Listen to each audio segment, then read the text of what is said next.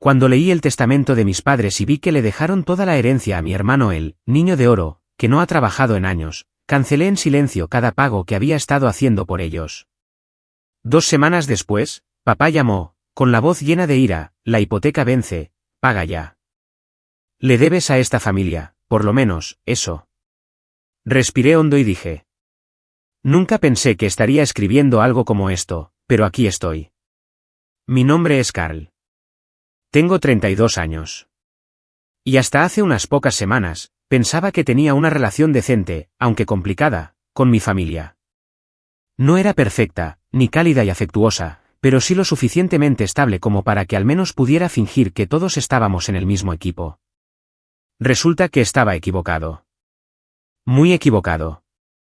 Y la prueba aterrizó en mi regazo el día que me senté en el despacho de aquel abogado, y leí el testamento de mis padres. Permítanme retroceder un poco. Soy el mayor de 2 hermanos. Mi hermano menor, Nathan, tiene 29 años y ha sido el niño de oro desde el primer día. Ya saben a qué tipo me refiero. Los entrenadores lo llamaban un talento natural. Los profesores escribían informes brillantes sobre él. Y mis padres no podían pasar 10 minutos sin presumir de su potencial. Mientras tanto, yo era el chico que hacía las tareas sin que me lo pidieran, mantenía mis notas estables, y aceptaba trabajos de medio tiempo tan pronto como tuve la edad para hacerlo. De alguna manera, nada de eso contó tanto como que Nathan bateara una pelota de béisbol o apareciera en el baile de graduación con la reina del instituto. Incluso como adultos, el favoritismo no desapareció. Simplemente evolucionó. Cuando Nathan renunció a su trabajo, para encontrarse a sí mismo, mis padres intervinieron para cubrir su alquiler. Cuando yo trabajaba 80 horas a la semana para construir mi carrera, me llamaban obsesionado con el dinero. Pagué sus facturas más veces de las que puedo contar. Pero cuando Nathan tomó prestado su coche y lo destrozó, ellos, en silencio, le compraron otro nuevo de paquete. Lo curioso es que aprendí a vivir con ello. Me decía a mí mismo que no necesitaba su validación, que mientras fuera financieramente independiente y forjara mi propio camino, todo iba bien.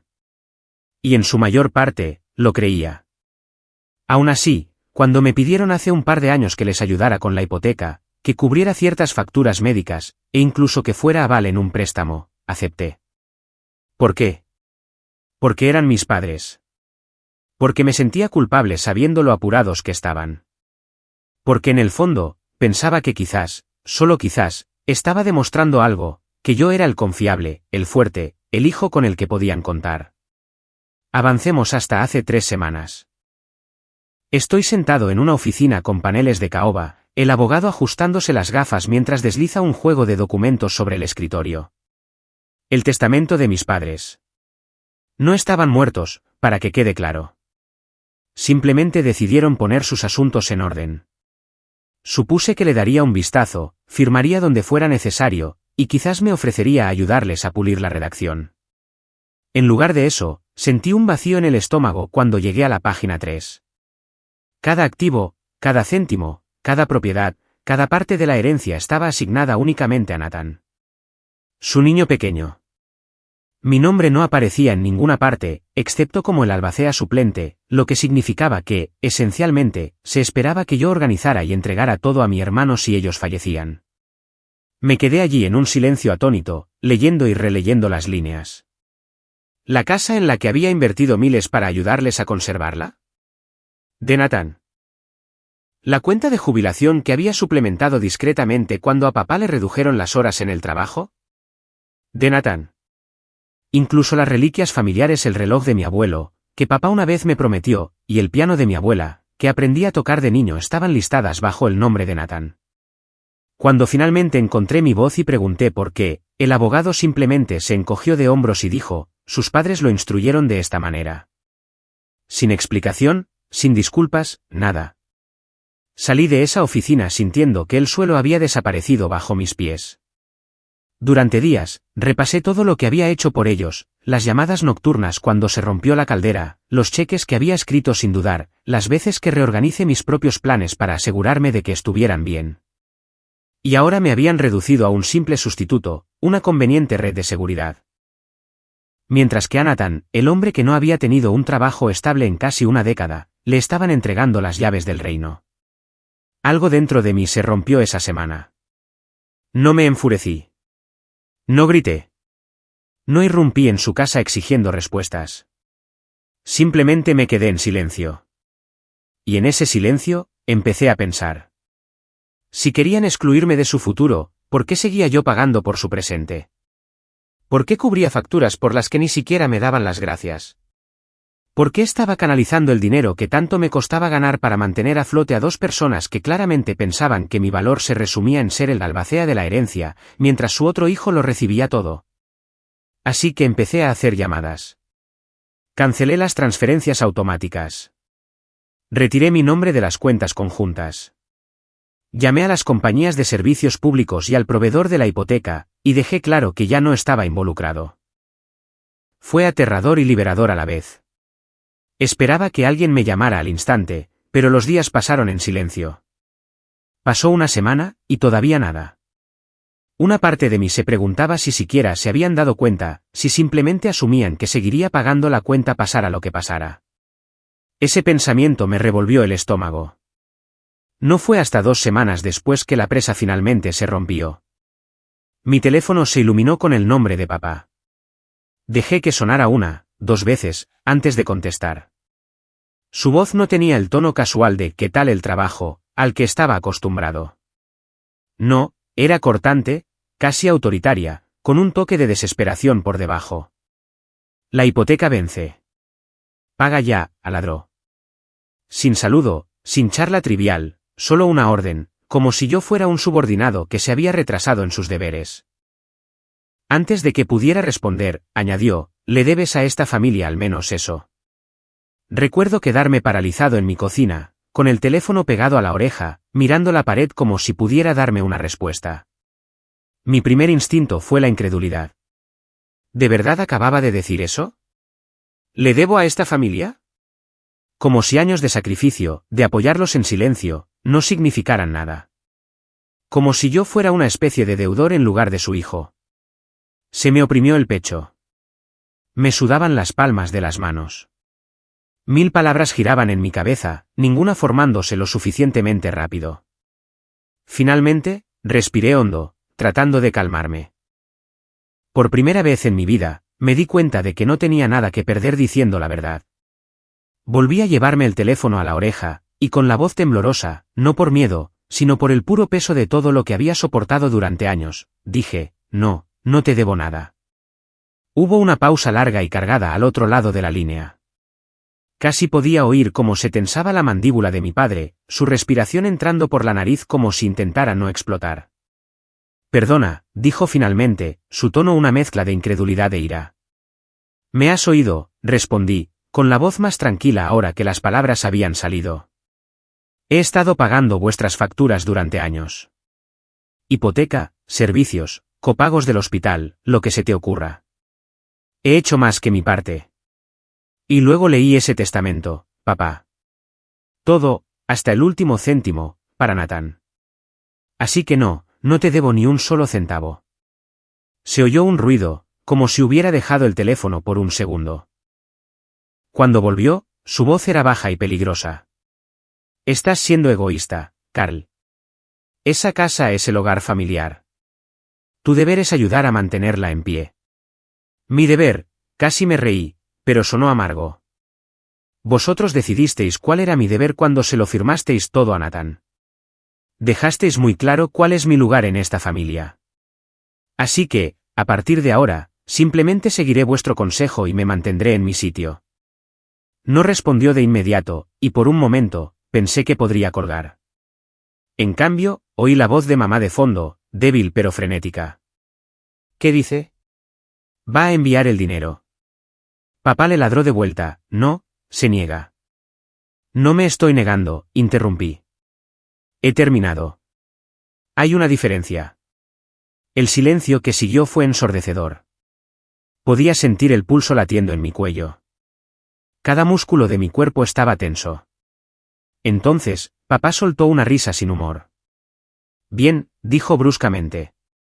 «Pero no vengas a llorarnos cuando te arrepientas de esto. La familia cuida de la familia, Carl. Le estás dando la espalda a tu propia sangre. Creo que es al revés, dije en voz baja. Y luego colgué. Me quedé de pie en la cocina mucho después de que terminara la llamada. La habitación estaba tan silenciosa que podía oír el zumbido del refrigerador. Mis manos todavía temblaban, pero debajo de la adrenalina había algo más, un extraño y hueco alivio. Por primera vez en años, había trazado una línea. Los días siguientes fueron tensos de una manera que no puedo explicar del todo. Seguía esperando otra llamada, un golpe en la puerta, algún tipo de seguimiento. Pero en lugar de llamarme directamente, mis padres empezaron a involucrar a Nathan. Fue entonces cuando comenzaron los mensajes de texto. Primero, fue un mensaje corto y seco: oye, colega, ¿puedes enviar lo de la hipoteca de este mes para que no se atrasen? Lo miré fijamente durante un buen minuto antes de responder: no, no es mi responsabilidad. No contestó de inmediato, pero una hora más tarde, recibí uno más largo. ¿En serio vas a dejar que mamá y papá se atrasen? Hicieron todo por nosotros mientras crecíamos. ¿Crees que no sé que estás forrado? Solo ayúdales. Deja de ser mezquino. Quería lanzar mi teléfono al otro lado de la habitación. Mezquino. Esa fue la palabra que eligió. Como si todos los años en los que los saqué de apuros, los sacrificios que hice, las noches que pasé en vela haciendo números para asegurarme de que no perdieran la casa, todo eso se borrara simplemente por decir no por una vez. Escribí una docena de respuestas diferentes antes de decidirme por: ¿te refieres a los mismos padres que no me dejaron nada en su testamento? Quizás deberían pedirle ayuda a su heredero. Eso debió tocar una fibra sensible porque 10 minutos después, Nathan me llamó. Su voz tenía ese aire de suficiencia que había oído 1.000.000 de veces antes. Vaya. Así que, ¿realmente vas a hacer esto? ¿Vas a abandonarlos por unos papeles? Estás exagerando, Carl. Ese testamento es solo simbólico. ¿Simbólico? Espeté. ¿Simbólico de qué, exactamente? De que soy lo suficientemente bueno para seguir pagando sus facturas, pero no lo suficiente como para heredar ni siquiera el sofá en el que estoy sentado. Estás retorciendo esto para convertirlo en algo que no es, dijo. Ellos confían en mí para que me encargue de todo cuando ya no estén. Tú siempre has estado demasiado centrado en el trabajo y el dinero para ser una persona sociable. Simplemente tiene sentido. Casi me reí de la hipocresía. A ver si lo entiendo, dije, con voz baja. Confían en ti para que gestiones todo después de que mueran, pero no para que gestiones su hipoteca ahora.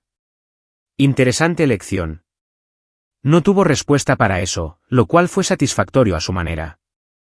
En cambio, murmuró algo sobre la unidad familiar y me colgó. Pero eso fue solo el principio. Durante la semana siguiente, los mensajes se volvieron más intensos. Mamá me envió un mensaje de texto tarde una noche. Carl, le estás rompiendo el corazón a tu padre. Siempre has sido el responsable. Por favor, haz lo correcto. Haz lo correcto. Esa frase no dejaba de resonar en mi cabeza. ¿Qué significaba correcto ya? ¿Eran correctos seguir financiando a dos personas que claramente me valoraban menos que al perro de la familia? ¿Eran correcto dejar que Nathan se deslizara por la vida sin consecuencias mientras yo me mataba a trabajar? La culpa era pesada. No voy a mentir. Hubo noches en las que me quedé despierto preguntándome si estaba siendo cruel, si de alguna manera los estaba castigando injustamente. Pero entonces recordaba estar sentado en la oficina de ese abogado, mirando ese testamento. El recuerdo era como un chapuzón de agua fría. No era solo la parte financiera. Era el mensaje. Eran ellos, mirando todo lo que había hecho, todo a lo que había renunciado, y decidiendo que todavía no era digno de ser parte del legado. Eso dolía más que cualquier otra cosa. Y luego llegó la cena del domingo. No había planeado ir, pero mamá insistió. Solo ven, dijo por teléfono. Sin dramas, solo una comida, por favor. En contra de mi buen juicio, acepté. En el momento en que entré, supe que no era solo una comida. La tensión era tan densa que se podía cortar con un cuchillo. Nathan ya estaba allí, recostado en la mesa como si fuera el dueño del lugar. Mamá me recibió con una sonrisa extraña, y papá apenas me miró. La cena comenzó en silencio, pero a mitad de camino, papá golpeó su tenedor contra la mesa. «¿Y bien, Carl?», dijo, con voz cortante. «¿Vas a empezar a actuar como parte de esta familia de nuevo, o deberíamos dejar de invitarte?». Mamá se estremeció, y Nathan sonrió con suficiencia mirando su vaso. Dejé mi tenedor lentamente. «¿Te refieres a si voy a empezar a pagar vuestras facturas de nuevo?». La cara de papá se puso roja. «No tergiverses las cosas. ¿Sabes lo que está en juego aquí? Podríamos perder la casa». «¿Te refieres a la casa que le vais a dejar a Nathan?», dije de manera uniforme. «Perdóname si no me apetece subsidiar la herencia de mi hermano». Eso silenció a todos por un segundo. Entonces Nathan se inclinó hacia adelante. «Estás siendo dramático. Nadie está tratando de hacerte daño, tío. Simplemente da un paso al frente, como siempre lo has hecho». Lo miré a los ojos. «Exactamente como siempre lo he hecho». «Ese es el problema». La habitación volvió a quedar en silencio, salvo por el tic-tac del reloj en la pared. Pude ver los ojos de mamá brillando, la mandíbula de papá trabajando, la sonrisa de Nathan desvaneciéndose un poco. Y fue entonces cuando me di cuenta de algo. Por primera vez, no estaban seguros de lo que haría a continuación. Siempre habían contado con que yo sería el confiable, el que arreglaba las cosas, el hijo que mantenía todo en funcionamiento. Pero ahora tenía toda su atención. Empujé mi silla hacia atrás lentamente, me levanté y dije, ¿sabéis qué? Olvidadlo. No debería haber venido esta noche. La silla raspó ruidosamente contra el suelo de madera mientras me levantaba. Y por un momento, nadie se movió. Mamá extendió la mano como si fuera a detenerme, pero papá simplemente se cruzó de brazos, con el rostro fijo en esa expresión obstinada y desafiante que conocía demasiado bien. «Vete si quieres, Carl», dijo con frialdad. «Pero no esperes que estemos aquí cuando decidas madurar». Abrí la boca, pero antes de que pudiera responder, Nathan murmuró lo suficientemente alto como para que yo lo oyera, «Mejor así». Eso fue la gota que colmó el vaso. Mi pecho ardía de ira, pero en lugar de explotar, forcé una pequeña sonrisa, casi divertida. «Sí», dije, mi voz tranquila pero temblando de adrenalina. «Mejor así». Y me fui. No di un portazo. No grité ni monté una escena. Pero el silencio en esa casa mientras salía fue más ruidoso que cualquier discusión que hubiéramos tenido. Pensé que eso era lo peor. Pensé que irme era trazar una línea en la arena. Pero no había visto lo que vendría después. 3 días más tarde, recibí una notificación en mi teléfono. Se había accedido a una de mis cuentas conjuntas. Al principio, pensé que era un error. Ya había llamado al banco para que me eliminaran, ¿no? Llamé a atención al cliente, y después de lo que pareció una eternidad en espera, el representante confirmó que se había accedido a la cuenta en persona en la sucursal. «Fue autorizado», dijo el representante. «¿Autorizado por quién?», pregunté, con la voz tensa. «Por el otro titular de la cuenta, su padre». Aparentemente, como mi nombre aún no había sido eliminado oficialmente, él había podido mover dinero. Y lo había hecho. Varios miles habían sido transferidos a una cuenta que no reconocí. Sentí que se me caía el alma a los pies. Ese dinero no era efectivo de sobra. Era dinero que había destinado para cubrir mis impuestos del próximo trimestre. Dinero que no podía permitirme perder así como así. Conduje directamente a la sucursal, exigiendo respuestas. Y efectivamente, la transacción era real. Mi padre había vaciado casi cada céntimo de la cuenta, dejándome solo lo suficiente para evitar que quedara en descubierto. Volví a casa furioso, caminando por la sala de estar como un animal enjaulado. Ni siquiera tuve tiempo de calmarme antes de que mi teléfono vibrara. Era Nathan. «Gracias por cubrir a mamá y papá», decía el mensaje. «Sabía que al final harías lo correcto». Vi rojo. No solo mi padre me había robado, sino que Nathan tenía la audacia de actuar como si lo hubiera hecho voluntariamente, como si finalmente hubiera vuelto al redil. Lo llamé, y contestó al primer timbre. «¿Qué demonios os pasa?», exigí. «Oye, tranquilo», dijo, con toda su falsa inocencia. ¿Cuál es tu problema? Sabes perfectamente cuál es mi problema, espeté. Papá acaba de vaciar la cuenta. Dinero que necesito. Dinero que era mío. Y tú actúas como si esto fuera una especie de regalo. Estuvo en silencio un momento, luego suspiró como si yo estuviera siendo irrazonable. Carl, siempre has dicho que cuidarías de ellos. Así que lo hiciste. ¿Cuál es el problema? El problema, dije con los dientes apretados, es que me habéis robado. Legalmente, también es su dinero, dijo. ¿Los pusiste en la cuenta, recuerdas? Eso es culpa tuya. Quería gritar. Técnicamente tenía razón, pero eso no lo hacía correcto. Esto no les está ayudando, dije. Te está malcriando a ti. Te quedas de brazos cruzados mientras yo pago por todo. ¿Y crees que eso es justo? Justo, se burló. Ganas más que suficiente. Esto no es nada para ti. Mientras tanto, mamá y papá están estresadísimos. ¿Por qué no puedes simplemente dejarlo pasar? Porque es mío, dije simplemente. Y luego colgué. Pasé esa noche mirando al techo, tratando de decidir qué hacer. Una parte de mí quería dejarlo pasar solo para evitar la explosión que vendría si los confrontaba. Pero cuanto más tiempo pasaba allí acostado, más me consumía. Ya no se trataba del dinero. Se trataba de la confianza. Yo había confiado en ellos con esa cuenta. Confiado en que respetarían el hecho de que estaba ayudando, no obligado. Y me habían demostrado exactamente lo que pensaban de esa confianza.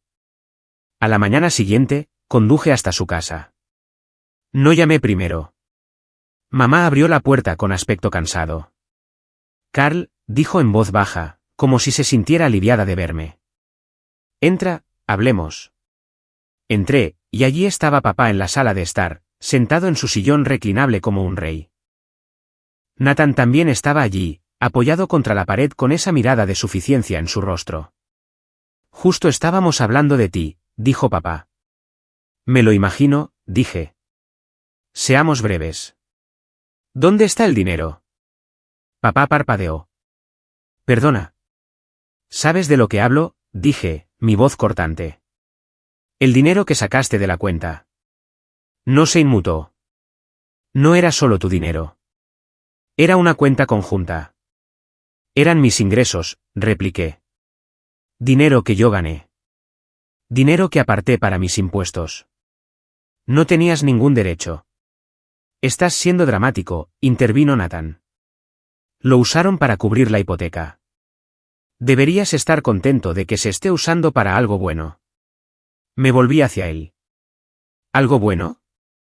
¿Te refieres a evitar que tú tengas que mover un dedo? ¡Qué conveniente! Papá se levantó entonces, imponiéndose sobre mí. Cuida tu tono, dijo. ¿O qué? Pregunté, acercándome.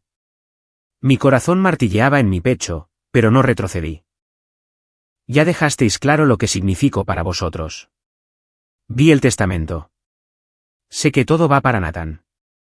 Habéis estado aprovechándoos de mí durante años y dejándome sin nada. Mamá intentó intervenir entonces, poniendo una mano en el brazo de papá. Carl, por favor.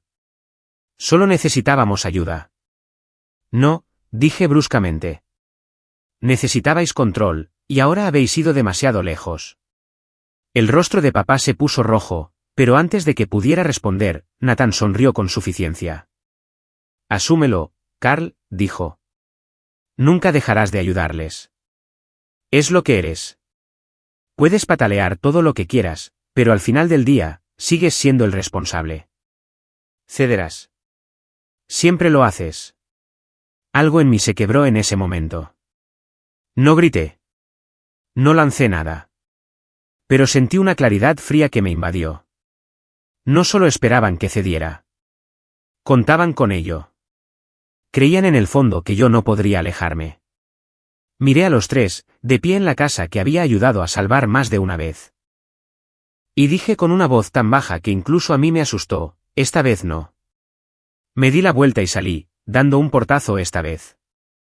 Mis manos temblaban mientras subía a mi coche, pero ya no era miedo. Era algo más duro, más afilado. Mientras me alejaba, me di cuenta de que cualquier vínculo que hubiéramos tenido como familia acababa de romperse. Ya no se trataba de facturas o testamentos. Esto era la guerra. Y en el fondo, creo que ellos también lo sabían. No fui a casa de inmediato. Simplemente conduje. Sin música, sin llamadas, sin destino.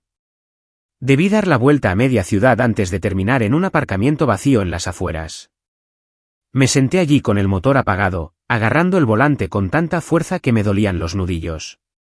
Durante años, mi identidad había estado envuelta en ser el confiable. El hijo que siempre respondía, siempre aparecía, siempre salvaba el día. Y ahora me había ido, había dado un portazo, había quemado el puente. Debería haberme sentido libre. Debería haberme sentido reivindicado. Pero sentado allí solo, todo lo que sentía era un vacío. La semana siguiente fue una de las más difíciles de mi vida. No era solo por el dinero, aunque eso dolía más de lo que podría expresar con palabras. Era todo lo demás. El silencio constante de mis padres, los mensajes de texto con medias sonrisas de Nathan que ya ni siquiera abría, la forma en que mi teléfono se iluminaba con números desconocidos que estaba seguro eran de la compañía hipotecaria llamando para gritarme. Apenas dormía. Mi apetito había desaparecido. El trabajo se sentía imposible. Me sentaba en mi escritorio mirando la pantalla de mi ordenador, incapaz de concentrarme en nada. Una noche, me desperté a las 3 de la madrugada con el peor nudo en el estómago, una mezcla de pavor, ira y tristeza, todo enredado. Hice café solo para tener algo que hacer con mis manos y me senté en la mesa de la cocina mirando la taza. El silencio era ensordecedor. Por primera vez, realmente me di cuenta. No solo estaba en conflicto con mis padres. Estaba distanciado. Una parte de mí quería llamarlos, suavizar las cosas, retractarme de todo, solo para que las cosas volvieran a la normalidad. Pero cada vez que me imaginaba cogiendo el teléfono, veía la cara de suficiencia de Nathan y oía su voz: cederás. Siempre lo haces. No, esta vez no. Pero eso no significaba que no estuviera sufriendo mucho. La traición me carcomía de maneras que no había esperado. No era solo que hubieran cogido dinero. Era que se habían llevado mi confianza, algo que les había dado libremente durante décadas. Y una vez que pierdes la confianza así, no hay forma de recuperarla. Las cosas empeoraron antes de mejorar.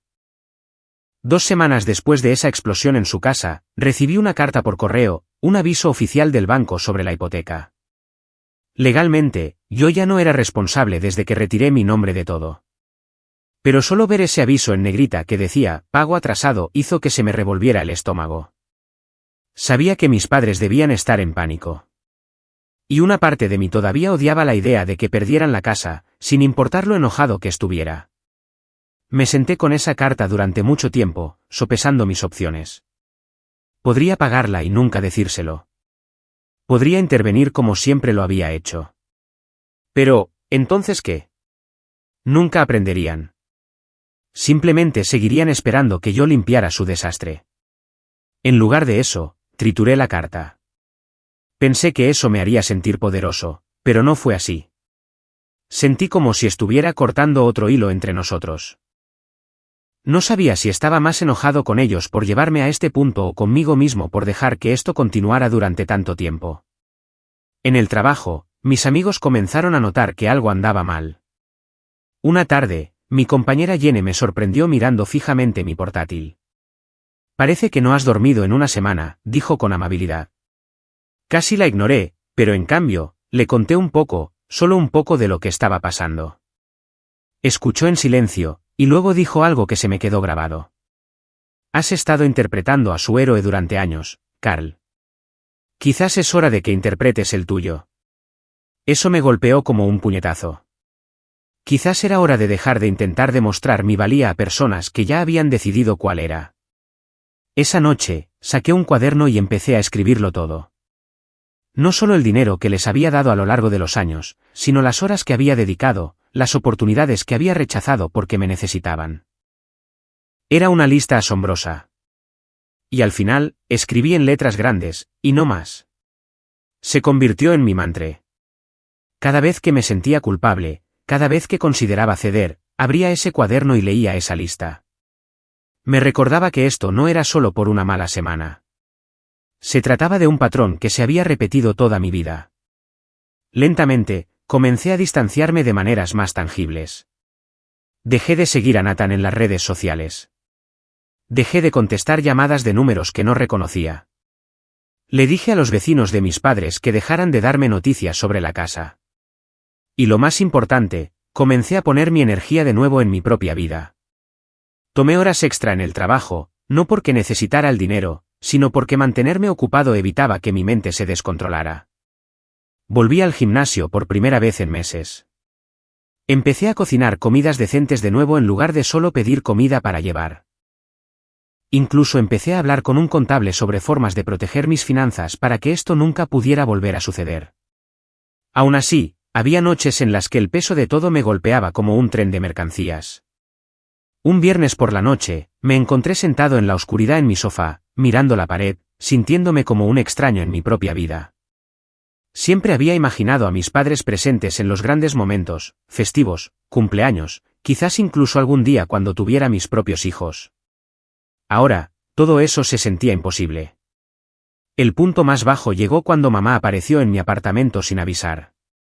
Abrí la puerta y la encontré allí, con los ojos enrojecidos y una fuente de lasaña en las manos, como un retorcido recuerdo de cuando las cosas solían estar bien. Carl, por favor, dijo, con la voz temblorosa. No podemos seguir así. Estás destrozando a esta familia. Casi me reí. Casi. Yo la estoy destrozando, pregunté. Traicionasteis mi confianza, cogisteis mi dinero y me dejasteis fuera de vuestro testamento, y yo soy el que la está destrozando. Las lágrimas brotaron de sus ojos. La presión arterial de tu padre está por las nubes. Está convencido de que nos odias.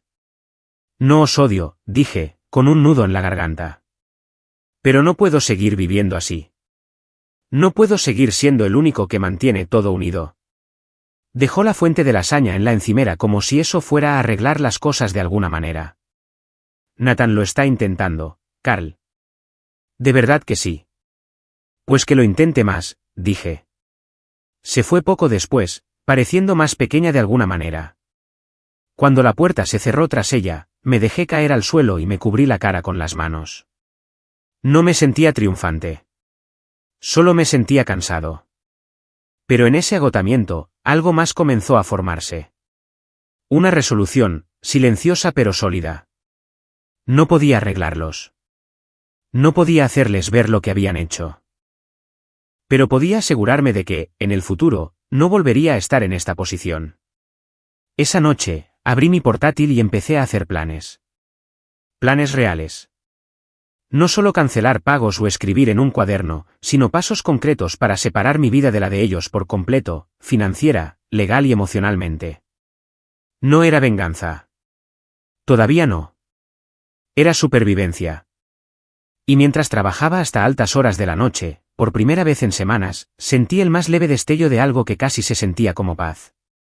No lo sabía entonces, pero esta silenciosa resolución era el comienzo de algo mucho más grande, algo que no verían venir. Los días posteriores a la visita de mamá fueron extrañamente tranquilos. La casa se sentía silenciosa, mi teléfono felizmente quieto. Por primera vez en meses, me desperté sin ese peso abrumador en el pecho. No era felicidad, exactamente, más bien claridad. La tormenta había pasado, y ahora había esta calma inquietante, del tipo que te hace darte cuenta de que has sobrevivido a algo. Me volqué en el trabajo. Lo que una vez fue una distracción se convirtió en algo más, un enfoque, una misión. Mi empresa se estaba expandiendo a nuevos mercados, y me ofrecí como voluntario para todos los grandes proyectos que pude. Estaba registrando largas horas, pero esta vez se sentía diferente. No estaba trabajando para pagar las facturas de otra persona o para ganarme la aprobación de alguien. Estaba trabajando para mí, y valió la pena. En 3 meses, había cerrado uno de los mayores acuerdos que mi departamento había visto jamás. La empresa lo reconoció con una generosa bonificación y un ascenso, el primero importante en años. Cuando mi jefe me llamó a su oficina para decírmelo, me quedé sentado un momento, atónito. Había estado tan atrapado en todo el drama familiar que casi había olvidado que era bueno en lo que hacía. Esa noche, salí con amigos a celebrar. No fue nada elegante, solo una cena informal y unas copas. Pero por primera vez en mucho tiempo, me sentí presente. Me reí, de verdad, sin ese toque amargo en el fondo de mi mente. El dinero ya no era un problema tampoco. Con mis padres fuera de mi nómina, mi cuenta de ahorros finalmente comenzó a crecer. En lugar de simplemente sobrevivir mes a mes, maximicé mis contribuciones a la jubilación por primera vez. Me reuní con un asesor financiero que me ayudó a elaborar un plan de inversión. Ver crecer mi patrimonio neto mes tras mes era adictivo, no por la cifra, sino porque finalmente era mío. También empecé a cuidarme mejor. El gimnasio se convirtió de nuevo en una parte regular de mi rutina. Dejé de saltarme comidas, empecé a dormir toda la noche. Poco a poco, estaba reconstruyendo no solo mis finanzas, sino a mí mismo. No se trataba solo de dinero o salud, sin embargo. Empecé a reconectar con partes de mi vida que había descuidado durante años. Volví a coger la guitarra, algo que no había hecho desde la universidad. Me uní a un grupo de senderismo de fin de semana. Incluso hice un corto viaje a la costa solo, algo que nunca habría hecho antes, siempre sintiendo que tenía que quedarme cerca por si mis padres me necesitaban. Y aquí está la cosa, cuanto mejor se ponía mi vida, más claro se volvía todo. Empecé a ver cuánto de mi tiempo, energía e identidad había estado envuelto en mantener a flote a mi familia. No se trataba solo de pagar facturas. Se trataba de estar disponible en todo momento, de sacrificar mis propios planes, de vivir según su horario. Sin ese peso, era como si finalmente estuviera respirando aire fresco. Por supuesto, mi ausencia no pasó desapercibida. Me enteré por rumores, principalmente de vecinos y amigos en común, de que las cosas no iban bien para mis padres. La hipoteca tenía meses de retraso. La casa necesitaba reparaciones. Nathan estaba buscando trabajo de nuevo, lo que yo sabía que significaba dormir hasta el mediodía y jugar a videojuegos. Al principio, sentía una punzada de culpa cada vez que oía estas noticias. Pero cuanto más lo pensaba, más me daba cuenta de que habían tomado su decisión. Habían elegido a Nathan para heredar todo. Habían elegido quitarme dinero sin preguntar. Habían elegido asumir que nunca diría que no y ahora estaban viviendo con las consecuencias. Una tarde, recibí un correo electrónico de un antiguo mentor mío, un hombre que me había ayudado a conseguir mi primer trabajo al salir de la universidad. Me invitó a un evento de networking para emprendedores locales. Normalmente, habría rechazado algo así. Demasiado ocupado, demasiado incómodo. Pero esta vez, fui. Resultó ser un punto de inflexión. Conocí a varios dueños de negocios esa noche, incluido uno que buscaba un inversor para una pequeña pero creciente startup tecnológica. Algo en su presentación me atrapó. Hice los números, investigué y decidí dar el salto. Era arriesgado, pero ahora tenía el capital, y por una vez, no tenía miedo de usarlo para mí. 6 meses después, esa startup cerró una importante ronda de financiación, y mi pequeña inversión se convirtió en un rendimiento significativo. No dinero para dejar tu trabajo, pero suficiente como para tener opciones de repente. Fue entonces cuando empecé a pensar en grande. Me reuní con una abogada esta vez para mí, no para mis padres.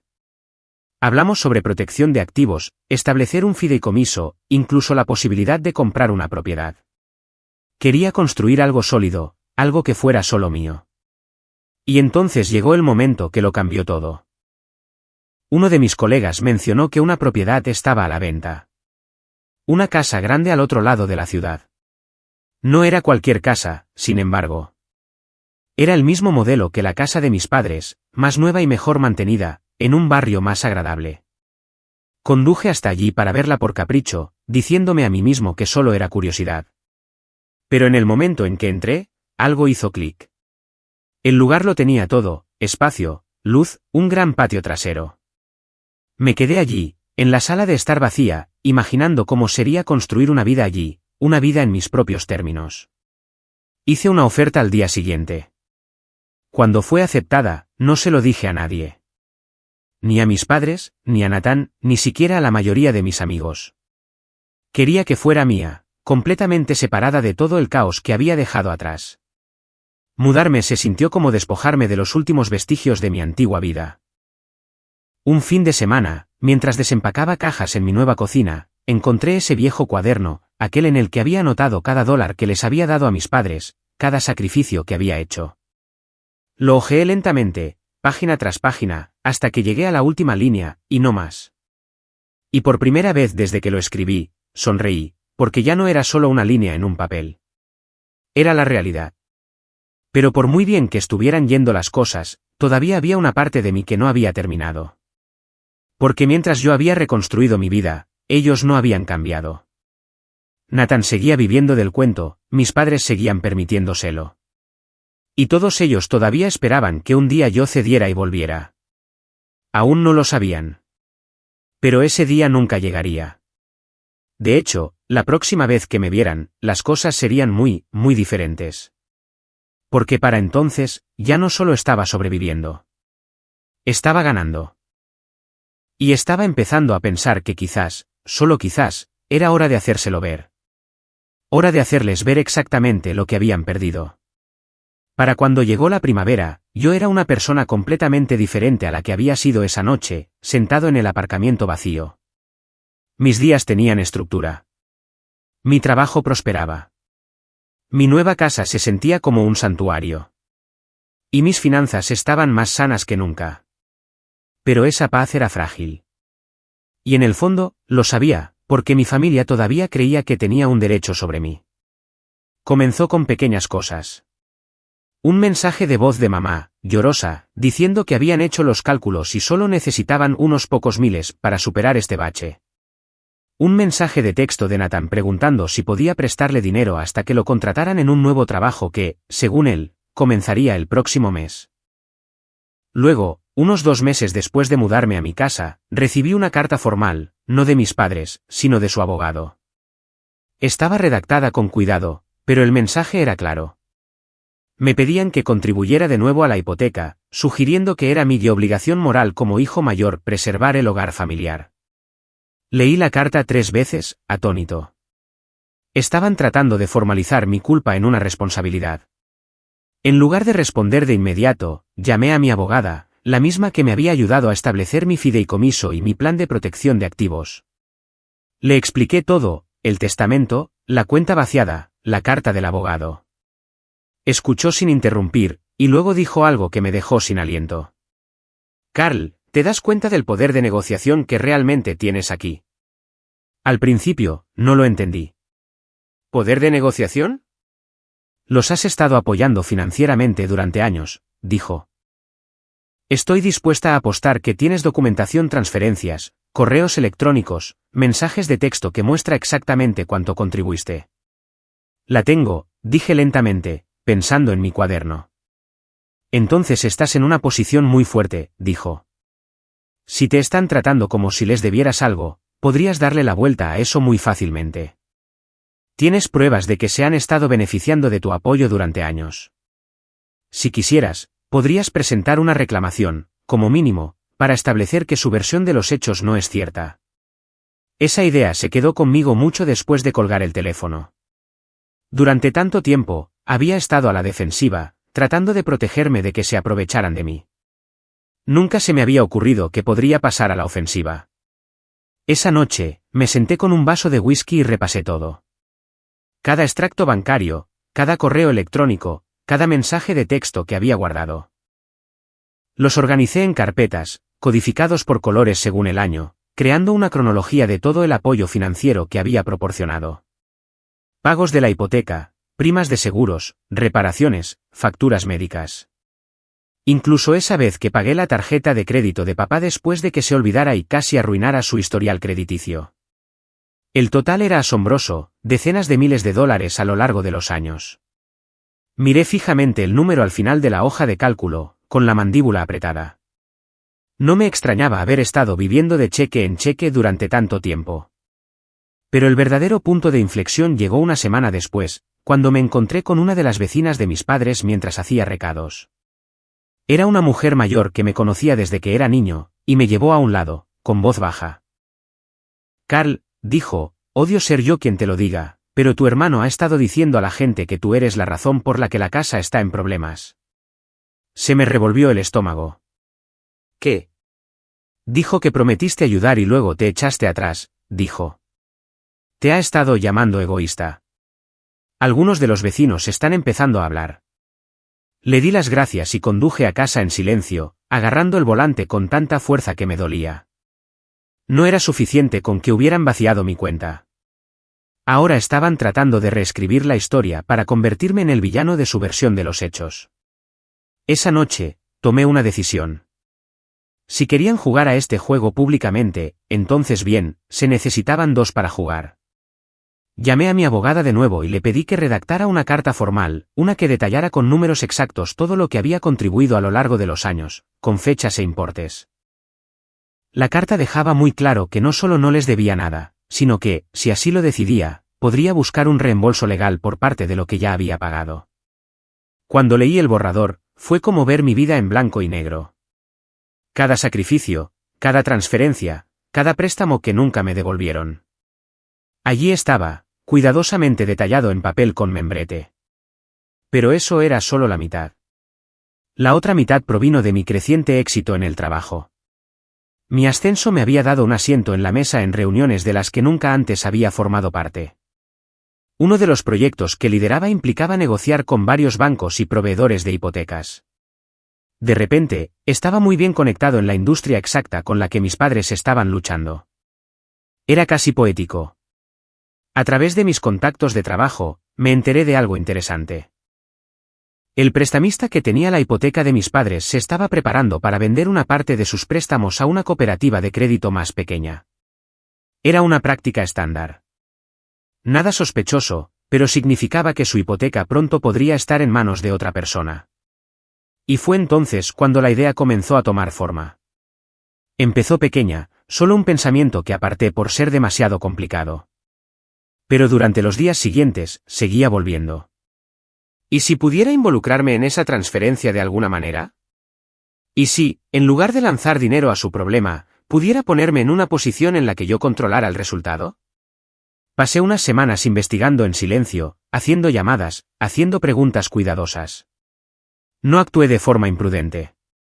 Quería entender todos los ángulos antes de hacer nada. Y cuanto más aprendía, más me daba cuenta de que no solo era posible, era factible. Podía comprar la deuda. No la casa, todavía no. Pero la deuda, su hipoteca, lo que pendía sobre sus cabezas, lo que les hacía entrar en pánico y llamarme. No sería barato, pero ahora podía permitírmelo.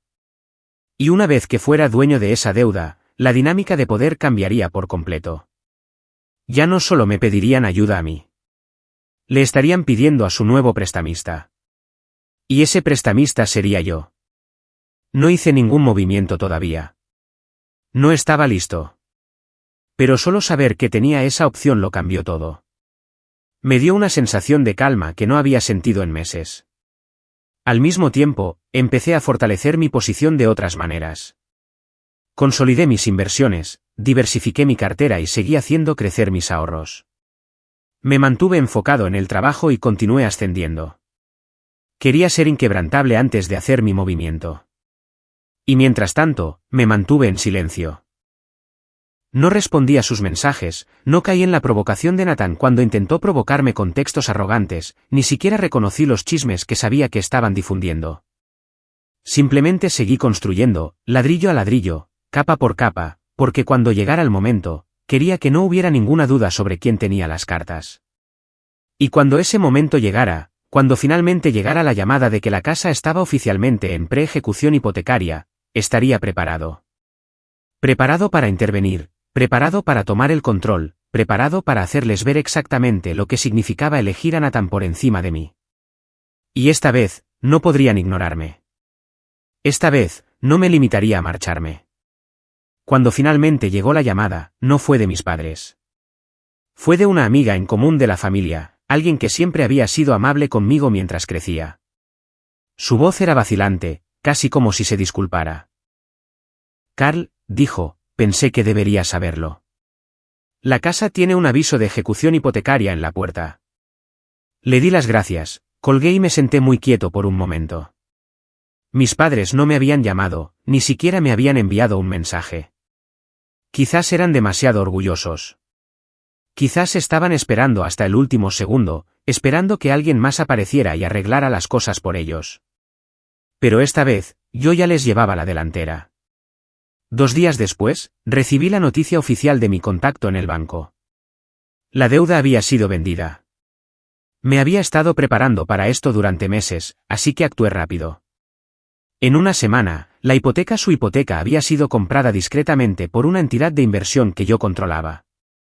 No bajo mi propio nombre, por supuesto. En el papel, era solo otra pequeña cartera de préstamos en dificultades adquirida por una sociedad holding. Pero yo lo sabía. Sabía que cada pago que omitieran a partir de ahora, cada aviso, cada correo que llegara exigiendo acción, en última instancia, provenía de mí. No hice ningún cambio de inmediato. Dejé que las cosas siguieran su curso natural porque una parte de mí quería que sintieran el peso de ello. Y lo sintieron. Unas 3 semanas después, papá me llamó por primera vez en meses. Casi no contesté, pero la curiosidad pudo más. Carl, dijo, con la voz tensa. Tienes que ayudarnos. Se nos han acabado las opciones. Me recliné en mi silla, manteniendo mi tono perfectamente tranquilo. ¿Qué pasó con Nathan? Silencio. Está haciendo lo que puede, dijo papá finalmente. Pero pude oír la defensiva en su voz. O sea, nada, dije. Entendido. Esto no es gracioso, espetó. Podríamos perder la casa. ¿Te refieres a la casa de Nathan?, dije, con voz fría. Hubo una pausa, y luego la voz de mamá se oyó débilmente de fondo. Carl, por favor. No podemos permitir la ejecución hipotecaria. Respiré lentamente, dejando que el silencio se alargara lo suficiente como para hacerlo retorcerse.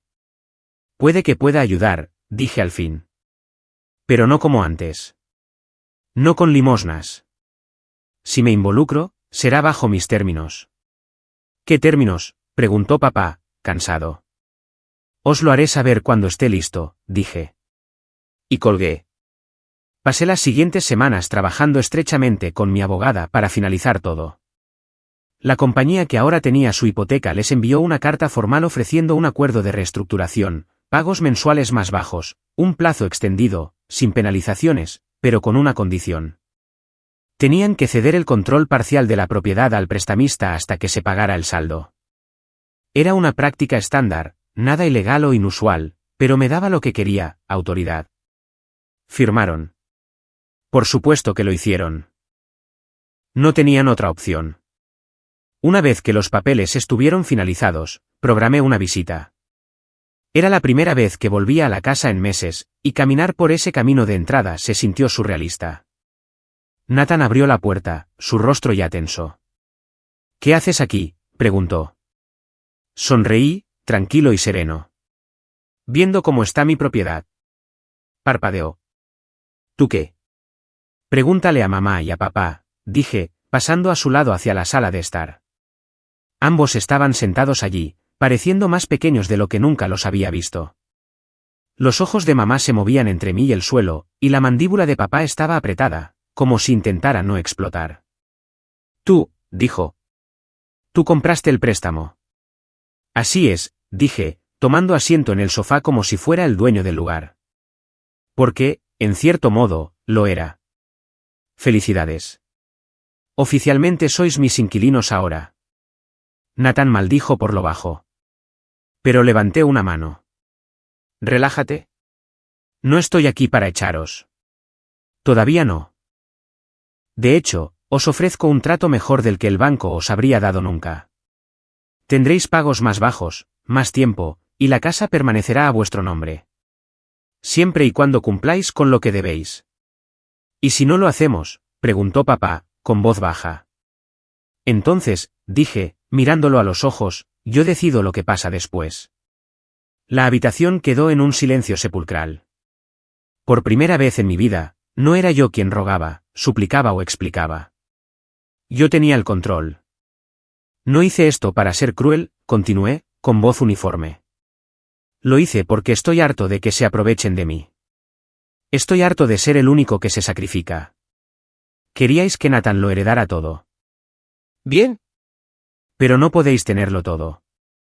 Si no soy parte de esta familia en lo que respecta al futuro, entonces no soy vuestra red de seguridad en el presente. Mamá comenzó a llorar en silencio.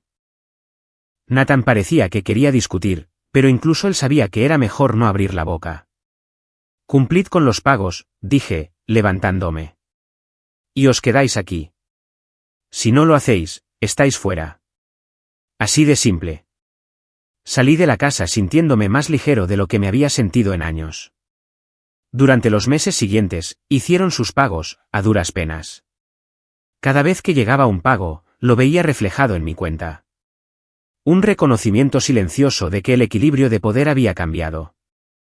Pero el verdadero momento de satisfacción llegó más tarde, cuando Nathan me envió un mensaje de la nada. ¿Tú ganas?, decía el mensaje. Ahora te tienen miedo. ¿Contento? Miré la pantalla durante un largo momento antes de responder. No, no estoy contento. Pero finalmente soy libre. No obtuve respuesta. Aún así, el punto había quedado claro, y sabía que esto era solo el principio, porque por mucho que quisiera terminar con ellos, una parte de mí quería que sintieran esto, que entendieran, que realmente entendieran lo que significaba subestimarme. Y aún no había terminado de enseñar esa lección. Todavía no. Después de esa tensa visita, las cosas en mi familia cambiaron drásticamente. Las llamadas telefónicas cesaron. Los mensajes de texto cargados de culpa de mamá desaparecieron. Incluso los chismes del vecindario que solían llegarme se secaron. Durante un tiempo, fue una tranquilidad maravillosa, casi demasiado tranquila. Entonces un día, unos 3 meses después, recibí un correo electrónico de mi abogada. El asunto era simple, aviso de incumplimiento. Habían omitido 2 pagos consecutivos. Me quedé mirando la pantalla durante un largo momento, dejando que el peso de la situación se asentara. Este era el momento que había estado anticipando, la encrucijada para la que me había estado preparando. Podía mostrar clemencia una vez más. Podía renegociar, darles otra oportunidad de hacer lo correcto. O podía poner fin a esto. Elegí lo último. El proceso de ejecución hipotecaria no fue rápido. Hubo presentaciones, avisos, periodos de espera. Pero finalmente, se fijó la fecha. La casa de mis padres, la casa que había pasado la mitad de mi vida adulta manteniendo a flote, iba a subasta. Me presenté ese día con un traje a medida, tranquilo y sereno, mientras mis padres estaban a un lado, con la mirada vacía y derrotada. Nathan ni siquiera estaba allí. Había oído que finalmente había hecho las maletas y se había mudado con una novia al otro lado de la ciudad, dejándolos solos para enfrentar las consecuencias. La subasta en sí fue rápida. Algunos postores mostraron interés, pero yo ya había organizado la financiación a través de mi sociedad holding y vine preparado para superar a cualquiera que intentara quitármela. Al final, ni siquiera estuvo reñido. Cuando el martillo cayó, la casa era mía, sin lugar a dudas. Mamá rompió a llorar allí mismo, en las escaleras del juzgado. Papá permaneció rígido, su rostro una máscara de ira, pero no dijo ni una palabra. Os daré 30 días, dije en voz baja, acercándome a ellos. Es más de lo que exige la ley. Pero es tiempo suficiente para empacar y averiguar qué hacer a continuación. Mamá asintió entre lágrimas. Papá solo me miró fijamente, como si intentara quemarme con los ojos. Durante el mes siguiente, me mantuve completamente al margen. No los visité, no llamé, no me ofrecí a ayudarles a empacar. Ya no era mi responsabilidad. Los vecinos me contaron más tarde que fue una escena sombría, la pareja, una vez orgullosa, empaquetando lentamente décadas de recuerdos, haciendo ventas de garaje para deshacerse de los muebles, viendo a extraños llevarse la vida que habían construido. Cuando los 30 días terminaron, pasé por allí una última vez. La casa estaba vacía. El jardín estaba descuidado, la pintura desconchada en algunos lugares, un recordatorio visual de lo bajo que habían caído las cosas. Entré por la puerta principal con mis nuevas llaves y me golpeó una ola de recuerdos, cenas familiares, cumpleaños, discusiones nocturnas en esta misma sala de estar. Por un momento, casi me sentí culpable. Casi. Luego recordé todos esos años de sacrificio. El dinero que desapareció sin un gracias. La forma arrogante en que Nathan me había dicho que cedería porque siempre lo hacía. La traición de leer ese testamento y darme cuenta de que no era más que un sustituto a sus ojos. Exhalé lentamente, y la culpa se evaporó como la niebla. En pocos meses, renové por completo el lugar. Pintura fresca, suelos nuevos, una cocina completamente remodelada. La casa que una vez había sido fuente de tanto resentimiento se estaba convirtiendo en algo completamente diferente, un símbolo de todo lo que había construido para mí. Y entonces, en uno de esos giros que no podrías escribir ni aunque lo intentaras, una oportunidad cayó en mi regazo. Una joven pareja que había conocido a través del trabajo mencionó que estaban buscando alquilar en la zona, un lugar cerca de sus trabajos, un lugar donde pudieran criar a su primer hijo. Les entregué las llaves a un precio de alquiler justo, uno que podían permitirse y que todavía tenía sentido financiero para mí. Verlos caminar por la casa con emoción, hablando de dónde pondrían la cuna y cómo decorarían, fue extrañamente sanador. La casa tenía una nueva vida ahora. Mientras tanto, mis padres se habían mudado a un pequeño apartamento al otro lado de la ciudad. No supe de ellos directamente, pero me llegaron noticias a través de conocidos en común. Estaban luchando financiera y emocionalmente. Nathan ya no estaba mucho por allí. Aparentemente, la novia se había cansado de mantenerlo y lo echó, dejándolo durmiendo en sofás y saltando entre trabajos temporales. Habría sido fácil sentir pena por ellos. En otro tiempo, probablemente lo habría hecho. Pero esta vez no, porque me di cuenta de algo. Su sufrimiento no era venganza. Era consecuencia. Durante años, habían asumido que mi lealtad era infinita, que siempre estaría allí para limpiar el desastre. Cuando finalmente di un paso atrás, el castillo de naipes se derrumbó. Meses después, me encontré con mamá en el supermercado. Parecía mayor, más frágil de alguna manera. Cuando me vio, sus ojos se llenaron de lágrimas. Carl, dijo en voz baja. Nosotros. Te extrañamos. No supe qué decir. Durante un largo momento, nos quedamos allí, entre los pasillos, dos personas que una vez fueron familia y ahora se sentían como extraños. Espero que estéis bien, dije finalmente. Ella asintió. Y entonces, casi como si no pudiera evitarlo, susurró, no pensamos que realmente lo dejarías pasar. Ahí estaba. La admisión silenciosa. Lo que había sabido todo el tiempo. Sonreí solo un poco. Ese fue el problema, dije. Nunca pensasteis que lo decía en serio cuando decía que no.